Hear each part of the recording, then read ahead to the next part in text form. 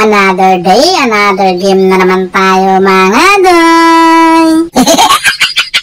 Unang labas ng pagong kami talaga nakakuha kasi magaling yung room namin, Silvana eh. Inabangan talaga niya yung core ng kalaban para hindi talaga makaduol sa akin. Very nice kayo pagka ganyan yung room. 1/4 na lang pala sana buhay ng Lunox dito, pero mas pinili ko na lang talaga yung blong mananap ko mga doy kasi ito mas sigit kong kailangan eh. Bahala muna kayo dyan.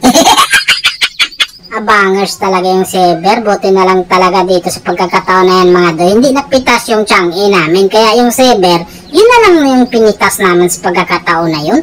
Tapos yung Karina, kita mo yung ginawa ng Karina dito? Parang gubog man siguro to si Karina.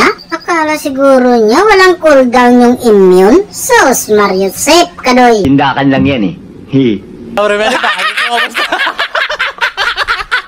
Pangalawang labas ng pagong mga doy, pero yung pagkakataon parang nasa amin pa rin talaga kasi yung ganda ng pisto na namang Silvana dito mga doy. Kaso pinaghindaan din pala yung mga pangyayari dito, bigla silang dumami mga doy. Hindi man lang ako na-inform na magko-contest pala sila. Madaldal ka eh. Nakakahiya kasi.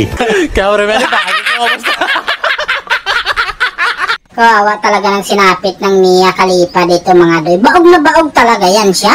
Hanggang dulo, kulit talaga yung tao na yan. Kaninong lahi kaya yan para maiwasan sa susunod. Pero maiba na lang muna tayo mga doy. Nakadalawa na pala ako doon. Kaya yung pagong na to, matik, sa amin na to pagka ganitong sitwasyon mga doy. Kaso, nandyan lang pala yung Saber, nagtatago lang pala sa tanglad. Kaya iniwanan ko muna yung pagong mga doy. Tinabangan ko yung kakampi ko, kaso humiga na. Kaya ang gagawin ko dito kay Saber, paigain ko na lang to. Tapos dito na ako atake ng pagong mga doy. Mindset ba? Mindset lagi ay makalagot. Naku po, naagawan pa nga. Parang mali yung nagiging mindset ko doon sa pagong na yun mga doy. Tingin nyo, saan ba ako nagkulang doon or saan ako sumobra mga doy? Wala kaming pakialam! Bakit ba?